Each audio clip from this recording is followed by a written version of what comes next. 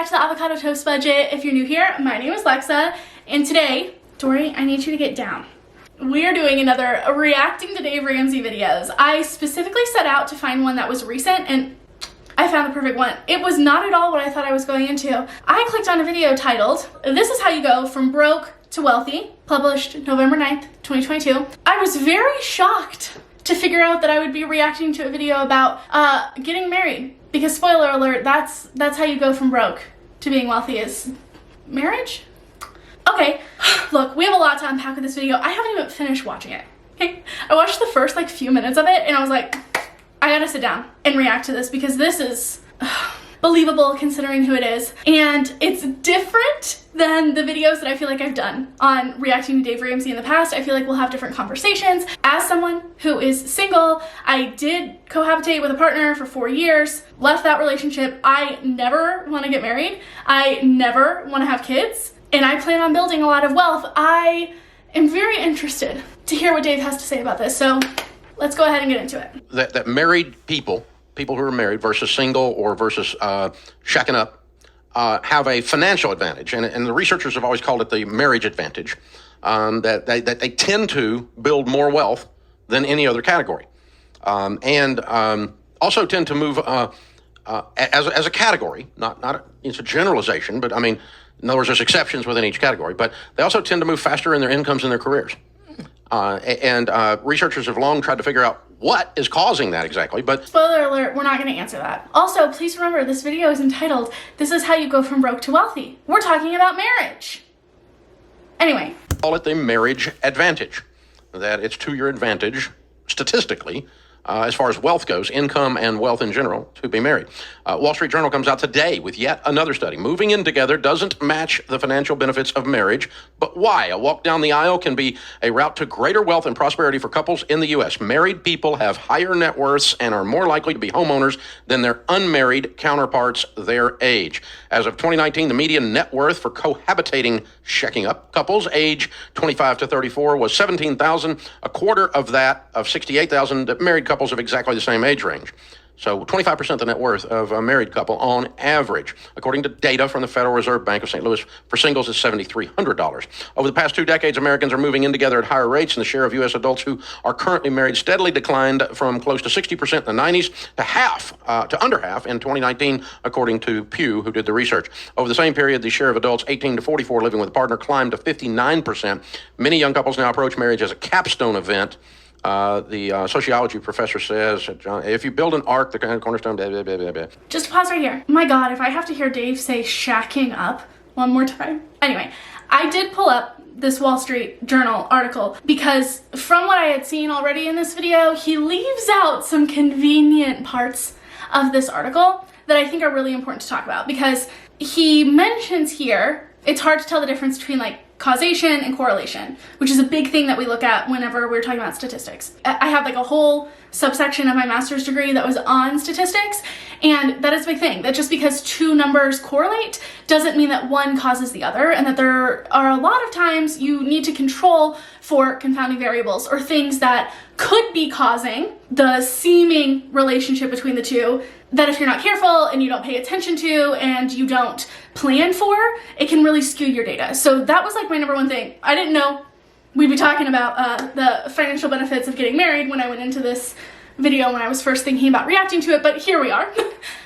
Dave always loves to throw a good curveball. So that is something really important to keep in mind, because he said we're gonna look at why it is that people who are married have more money, have greater income, have more wealth than people who are not married, whether they are single or whether they are cohabitating. And he specified that we're going to look at why that is. He hasn't talked about the why yet. We've just talked about some of the statistics. So I wanted to put it out there that we are going to also go through this article, which of course Dave did not link in his description box. Thank God he said that what day it came out and the title of it, because otherwise I would have had to go search in the Wall Street Journal for it. While there are legal and tax advantages to marriage, research suggests the financial security and long-term mindset of those who tie the knot may also be a powerful driver of wealth. More married couples pool their money, such as sharing savings accounts and investing together to achieve certain goals. Cohabitating couples are less likely to combine finances and investments. Working with two incomes and combining their investments to maximize compound interest can significantly increase a couple's financial prospects, the show. Simply put, married people may be more likely to be on the same page financially. I want to pause here for a second because I think that kind of deconstructing this point is really important. So I'm gonna go to the article. Important part that I want to note, if you just heard it, that he was like the arch, the correlation, blah, blah, blah, blah, and then skipped over. No, that was like an important part. Okay, so let's read that. It says, if you build an arch, the cornerstone is the first piece you put in and the capstone is the last. What this means is people see an economic bar that they need to clear before they get married. Couples wait until they have good jobs, a car that won't break down, maybe even a house, then they get married. So already we're seeing some sort of a compounding variable that is pointing us toward the logical conclusion that maybe it's not getting married increases your wealth. Maybe it's that you were already on your way there before you got married. And that some of these people who have not got married, maybe they do plan on getting married. They're just living together before, which I know. Don't tell Dave, okay? But that happens. He even refers to cohabitating couples other than whatever the word he was that he just used that I already put out of my mind because it freaked me out so much. He also refers to them as roommates, and then I was real confused. That's originally why I had to go find this article, because I was like, wait. Are we talking about cohabitating couples or are we talking about roommates? Because that is two very different things. I think when we're talking about building wealth together or building wealth in a relationship, it's very different if you're cohabitating in a cohabitating relationship, which of course I need to be clear that the language that Dave is going to use is, I guarantee you, very heteronormative and very based on a relationship being two people. And to be clear, that is not always the case. So in whatever type of relationship that you are in, if you are living together with your partner or partners, that is very different than living with a roommate. So just to be clear, the article does not mention the word roommate anywhere. We're talking about people who are in a relationship who live together versus people who are married who live together. I want to make that clear because I do think that that's important, because that's another variable. We already have one confounding variable there. The people who are married usually already wait until they are on some sort of stable financial ground. The people who are living together but not married could be planning on getting married in the future. I know Dave doesn't like to talk about living together outside of marriage, but let's be honest here. A lot of us do that. A lot of people live together before they get married. So it's not that these people never plan on getting married. Some of them, like me, might never plan on getting married. And that's totally valid, but it might just be that they're not there yet, and then therefore, they have not been making those financial decisions yet. And housing is one of the biggest factors in establishing a couple's wealth. Compared with single people and cohabitating couples, married couples hold a larger concentration of housing wealth. They're more likely to own a home if you're married than you are if you're with a roommate. Socioeconomic factors play a role in the... I also think it's important to point out that, yes, like being able to combine, obviously having more income, more money to work with, does mean that you can take advantage of investing more money. You can start to make bigger investments that can offer you bigger returns. You can afford a down payment on a home if you're combining money in a relationship. And I would feel like most people who are buying homes with another person are usually either married or in a very long-term relationship with that person, because that's a big financial commitment to take. And a lot of people aren't willing to make that big financial commitment of buying a house with someone until they've committed their life to them in some way, whether that is through marriage or just through deciding that that's the person who you want to spend for a seemingly decent amount of time with in the future. But of course, if you combine your money in a way that most people automatically just do when they're in a marriage, it's going to be easier for you to do things like buy a house, because you have, generally speaking, you have more money to work with, because you now, instead of having two separate, together. But that still doesn't tell me that getting married increases my wealth. If anything, it's just telling me that finding someone who I would trust to buy a house enough with would increase my income, which is not the same thing. Not the same thing. Difference between married and partner wealth, the higher your income, the likelier it is you'll marry. Well, that would affect these numbers. And, that'd be a cause and effect issue right there.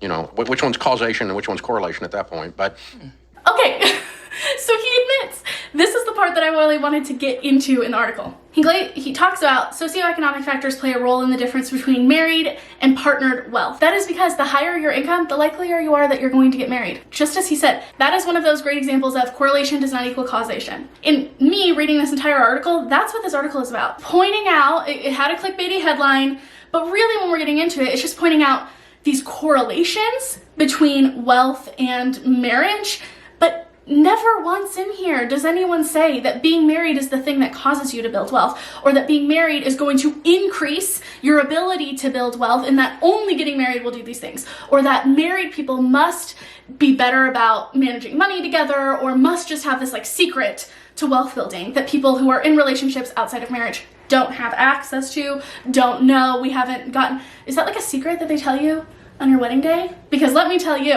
when I started talking about my finances, I got a hot take. When I started talking about my finances and being more open and honest about it, I had multiple friends, I'm not gonna go into specifics, multiple friends who were married, who owned houses together, who one of them came to me and just spewed all of these financial secrets they were keeping from their spouse. Obviously, this is anecdotal evidence. However, I now talk about money on the internet to over 500,000 people, and I get DMs that say very similar things. That people are afraid to tell their spouse about all of this debt that they have, about these credit cards that they have that they open that they don't know about. That I'm not saying that these are bad people. Like, this is just a thing, right? This is why I started talking about money, is because so many of us feel so much shame and guilt around it that we don't talk about these things. But I'm just saying that this idea that married people are more likely to have better conversations about money, there's no founding for why that is, or if that is even true that's in this article. And I would argue that just getting access to personal finance education, getting access to resources about how to talk to your partner about money, how to open up conversations about money in a relationship is the thing that is going to help people to get on the same page with their finances, not just marriage. Clearly, being married doesn't eliminate all of that shit. It just means that you're financially, legally tied to that person. And I think that that's a really important thing for us to talk about when we're talking about how you combine finances, why you make the decision to get married, and also just like, I just feel like he's leading up to this conclusion. He's so pro get married, don't live together before marriage, God forbid, that I think he's trying to use this article to prove that that marriage also has these financial benefits that you can't access in a relationship where you're not married. And other than like the tax benefits, that's just not true. It also talks about things like the fact that marriage rates are lower among Black and Latino groups. And it says those same households of similar age held far less wealth than their white counterparts, whether married or partner. Family structure also influences the overall net worth of the household. Partner couples with young children tend to have less wealth than partner couples with children. Some cohabitating couples are refashioning their financial goals instead of buying a house. Miss Mowry, which I think is someone who they interviewed for this article, and her partner recently looked into a house share that would allow them to spend part of the year working from Belize. So I also think that's important, like having different financial goals. And that is something to take into consideration, that not everyone's financial goal is to own a home and to build wealth in that way. There are other ways for you to build wealth. There are other ways for you to use your money to build a life that you love that isn't strictly numerical. And of course you didn't go into this, but I think that is really important. That was one of the first things that I thought about, was who, I thought that this was like a study, which it doesn't appear to be just a study. It appears to be interviewing some people, some experts, or people who have kind of worked in this field. What does that look like amongst non-white people, amongst people who are in non-traditional relationships, amongst people who have children and who don't, amongst the Black and Latino communities, people who historically haven't had the chance to build up generational wealth in the ways that white people have. And then therefore, when you combine the money of two white people, you're going to have a higher net worth than the combined income of people who haven't been able to benefit from the generational wealth that a lot of us white people have. And I think that that's important when we're having this conversation about the benefits of the financial benefits of marriage. I didn't even know that was a conversation we were getting into. Yet, this is fresh data, Anne, showing the advantages of marriage. And I think that it's not data. It's not data. They were taking some studies that were published in 2019 and asking some experts or people who have studied things about couples, but it's not data. It's not fresh data. And it's not showing the benefits of marriage. That wasn't their point. Their point was, the article's point is showing what are the finances of people who are married versus the people who aren't but are in relationships and living together. And I don't think it was trying to have this conversation of marriage is clearly the winner, clearly they're doing something right if they're getting married because they're building more wealth. I think it was trying to show that there are other factors to be considered, and until we account for all of those, we cannot say that correlation equals causation. We cannot say that being married means that you have, generally speaking, that getting married, the act of getting married, is going to increase your wealth, statistically speaking, because nothing here has proven that. It's just shown that increased wealth and marriage are correlated. I think that's really important because Dave clearly is trying to prove a point here, some evangelical point that this article didn't make. couple that just did the debt-free scream, they're a perfect example of this data and how it can be effective. I mean, in their story, they're talking about how they got on the same page. They set goals, they set a why, and they really learned to work together. I think a lot of people who are just cohabitating, they're not having those conversations. They're not getting into, shared goals and a shared mindset of really attacking their finances. Okay, but neither are people who are getting married. Clearly, I've talked to tons of people who got married who haven't had those conversations, are scared to talk to their partner, or one partner controls the finances and the other one just goes along with it and feels so lost and is put in a really vulnerable situation. I got on the same page with my partner who I lived together with for 4 years, and we were in the gayest relationship ever, so Dave would definitely not approve on that on 2 levels. But we were able to have these conversations about money, and the difference wasn't getting married, because we didn't get married. The difference was we started to get educated on personal finance, on creating financial goals, and talking about what that future looked like together. We never fully combined finances. That's another thing I want to make very clear, is that it is completely valid, both financially and just morally and in your relationship, to never want to fully combine finances with a partner. That doesn't have anything to do with trust or love or respect. And you can have a very healthy financial relationship and just emotional relationship without needing to fully combine finances, but you can still have shared goals and talk about the future and be on the same page. And I think you would have to show me data that showed that getting married caused those conversations to happen in a way that they could not happen if you weren't married. And I just don't see that, because I think the biggest thing is maybe, like, again, we were talking about how people feel like marriage is this big step that you need to be financially prepared for. You need to have a financial foundation, and then you're taking this step to choose to build a life with someone. But I feel like more often now, Gen Z and millennials, we're deciding to make that decision, but not in the confines of marriage and not feeling the pressure to get married. We are still able to have these conversations and start to decide that we want to intentionally build a life with someone without needing to tie the knot. It's not this connection he's trying to make between this, like, spiritual commitment that he thinks is morally superior to a financially superior situation it's not computing. It's not working, Dave. The article didn't even work for you that way. Well, what we do know, and this is fairly easy to extrapolate into this conversation with reasonable certainty, is that there is a direct correlation between the length of your planning window, how far out in the future you look with money, and how much money you have. This is another point that I want to talk about, but he's kind of getting away from the marriage topic. So one more thing that I wanted to talk about, the first thing that came up whenever I heard him starting to talk about this article and marriage was, okay, if we're talking about the median wealth for people who are married versus people who are just in a relationship and cohabitating, we also need to talk about the fact that most people who get married get divorced. And so I was like, how does getting divorced affect your wealth? Because the reality of it is, if you're going into marriage as if you're thinking about marriage as like a financial benefit, then you need to also look at the possibility that is going to be a financial detriment if that marriage doesn't work. And this is just a quick Google search, okay? This was like first thing I popped up on Google. A study of about 9,000 people found that divorce reduces a person's wealth by about 3/4, 77%, compared to that of a single person.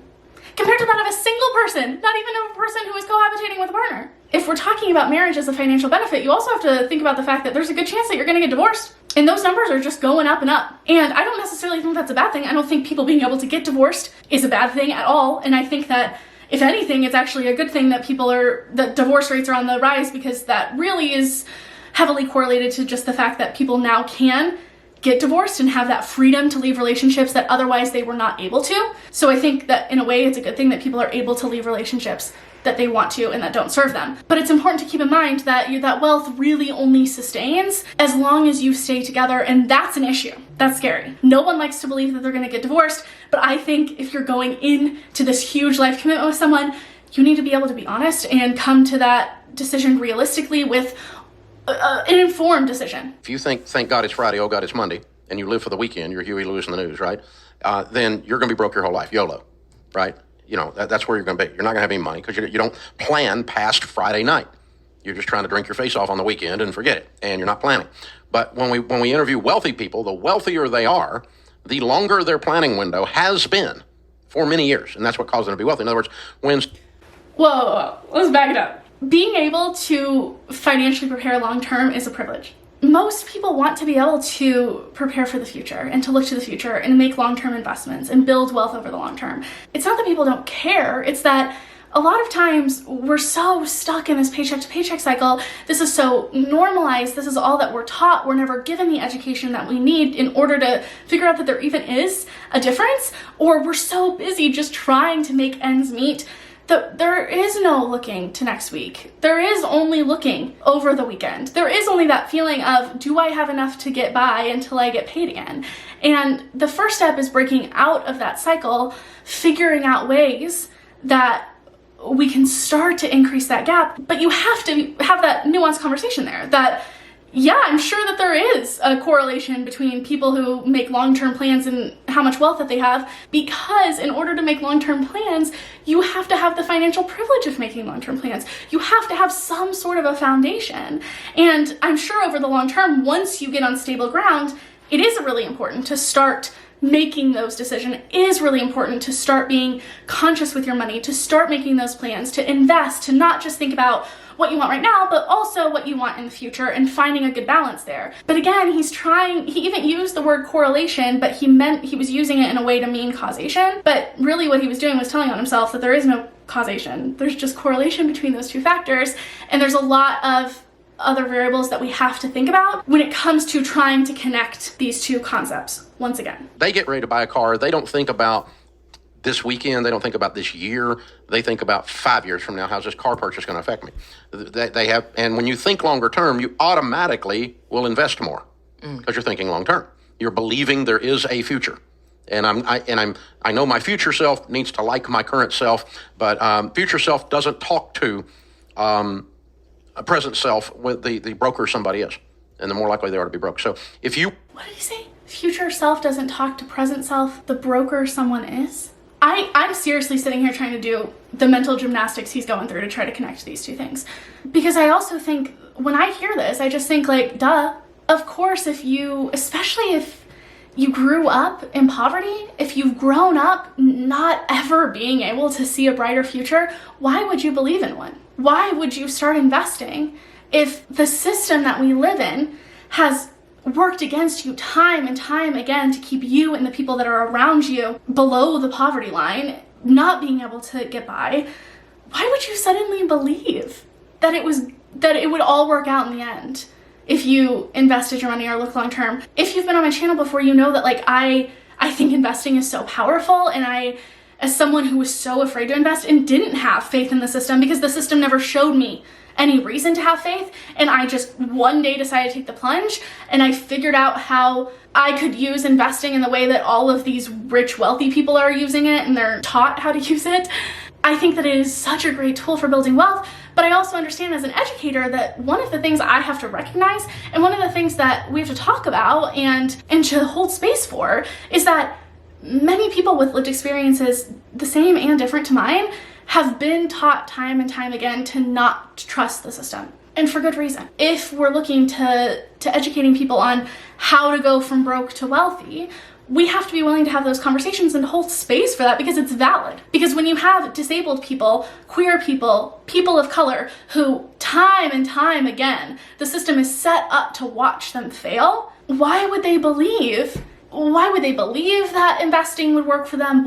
How could they even look long term when they're just trying to get to the end of the day? They're trying to figure out how they're going to put food on the table for their families, for themselves.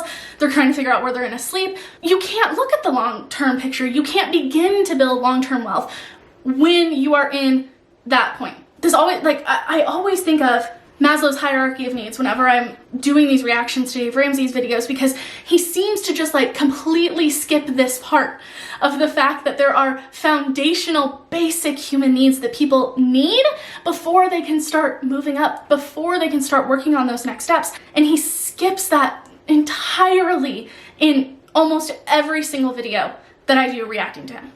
You want to go from broke to wealthy, the point is change your planning window mindset. Quit living for the weekend and start thinking, okay, in 50 years, where do I want to be?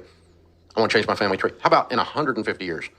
What do I want my great-grandkids to be? Let's look at compound interest out 150 years and play with some numbers. That will blow your freaking mind, by the way, how many hundreds of millions of dollars that can become. You can be old man Rockefeller, old man Vanderbilt. He's so close to hitting on the topic of generational wealth, but he's not going to go there. You know he's not going to go there.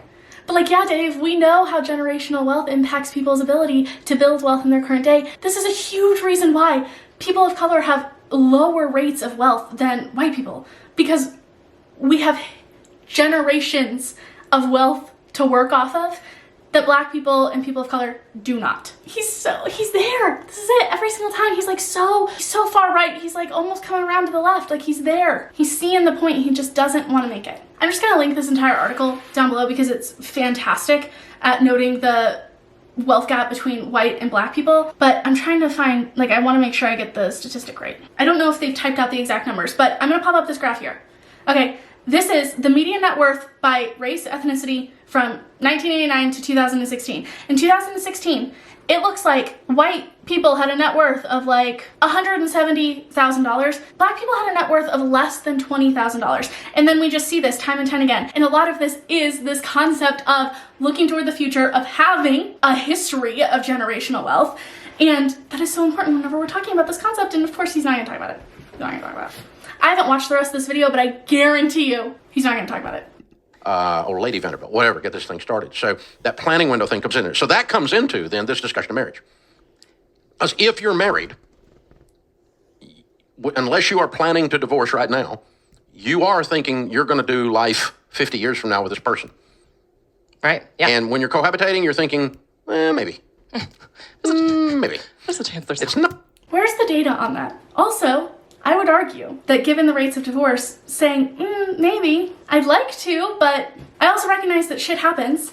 People change, people grow. I don't want to stay in a relationship that doesn't work for me and that people aren't happy and safe and healthy and thriving. So I would argue that that is the more realistic and healthy way of looking at it, even if you're going to get married. But okay.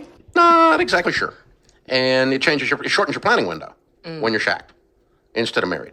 And so that's one of the things that I've always thought it gives you the marriage advantage, because very few cohabitating couples think what's life going to be like in 40 years. Right. Well, I think it's interesting. This article says that a lot of people see it as a cornerstone event. For the record, the person that I was living with for 4 years, I absolutely planned as if we were going to spend the rest of our lives together. I also made sure that we were both safe, and I had a plan for that not happening, and I'm very thankful because I didn't recognize it at the time, but that was a really abusive relationship, and making those financial plans was the only way I was able to get out of it. Is a conversation in and of itself, but is something that is also important to talk about when we're talking about this. My commitment to them was no less real because we hadn't signed a piece of paper. It was just as real. He's making a lot of big assumptions that fit his narrative, and this is what drives me absolutely insane about Dave, is that he'll say that he's basing these things on statistics, but he's not. He'll throw out a statistic that works for him here or there, but he never talks about the nuances of it, and he cherry picks what works for him in his narrative, which apparently his narrative for this is that to go from broke to wealthy, you need to invest for the future and get married. So what this means is that people see an economic bar they need to clear before they get married. Couples wait until they have good jobs, a car that won't break down, maybe even a house, then they get married, which I think is interesting because it's like they're trying to do something in order to get themselves ahead. It'd be a lot easier if they were married. But they're actually holding themselves back. Yeah. Yep. That's interesting that the data shows that. Yep. So if you're in that boat and you're feeling, hesitant to get married because you feel like you have to meet a certain barometer, you need to have a certain amount of your debt paid off, you feel like you need to have a better job or a house, that actually could be working against you. If you actually find the right partner, if you find someone that you want to be with for the rest of your life, getting married actually could set you on way better footing financially. I agree that I don't think that you have to reach this certain pinnacle of success in order to take that step if that's something that you value and you found someone that you want to spend the rest of your life with and you found someone that you want to get married to and you want to get married. I don't think you need to wait for a certain period. I do think that it's a good idea that, let's be honest here, most people who get married spend a decent amount on a wedding. So if that is part of that process, I think being financially prepared for that in that sense is good. I think having these hard financial conversations before you get married is key. That is another thing that just hit me. They're saying that working together on your finances and planning together as a couple and talking about your financial goals is something that happens when you get married, but I'm a firm believer that is something that should happen before you get married. That's what I advocate for. That's why I talk about finances, is that and talk about how to have these hard conversations with a partner. So if you've decided that you are in a relationship and you want to get married, or you're in a relationship and you don't want to get married, but you want to just, I don't know, take the next step or just live together in general or start planning your lives around each other with each other, then I think that it's important to have those conversations. And my God, if you're getting married, please have those conversations before. Please do not wait until you're married, because you might find that you are not at all on the same page and that your priorities are very different, and you might be able to find that you can find common ground in that relationship, but you also might find you're just not meant to be together in that way. Financial issues are like the #1 cause of divorce. So I just think that it's important to have those conversations beforehand. And these are conversations that you can have outside of the context of marriage. My God. Combine your accounts with somebody you're not married to.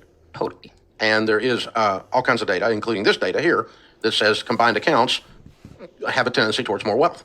Combined accounts have a tendency towards more wealth because you can combine your finances to make bigger purchases, like a home, to invest in a bigger way. But that does not mean that combining finances is superior in any way, or that you need to do it in order to build wealth, or that is the only way to go about your finances. And I'm combine your finances, don't combine your finances, however you want.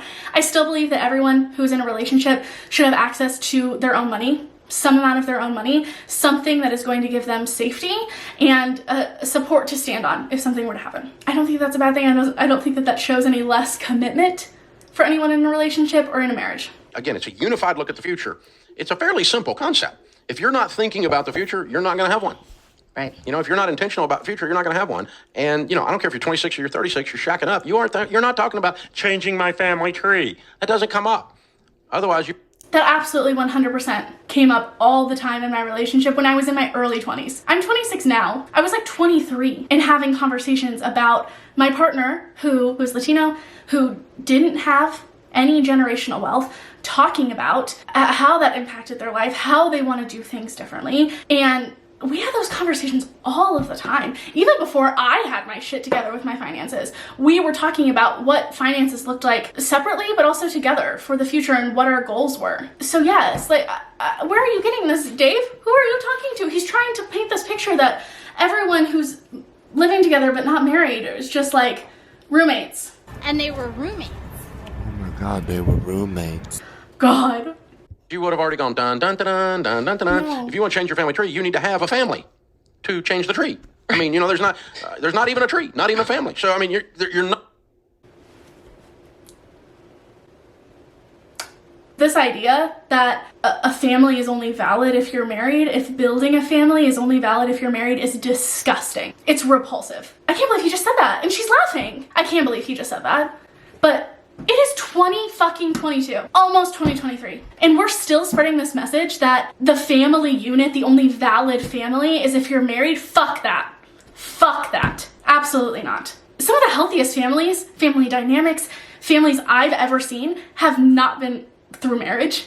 They have been after marriage, divorced, outside of marriage, found family, chosen family, the people that you choose to spend your life with. That's disgusting. And I think it says a lot about Dave's morals and ethics that is what still to this day he's choosing to spread to his audience. So just to be very clear, I'm sure everyone who watches my channel already knows this, but I want to make it very clear that no matter what the structure of your family looks like, if you've chosen to build a life with people, whoever you choose to have in your life, that is a completely valid family. It is a real family, and it is no less real than someone who is in this very traditional marriage, nuclear family type white supremacy bullshit.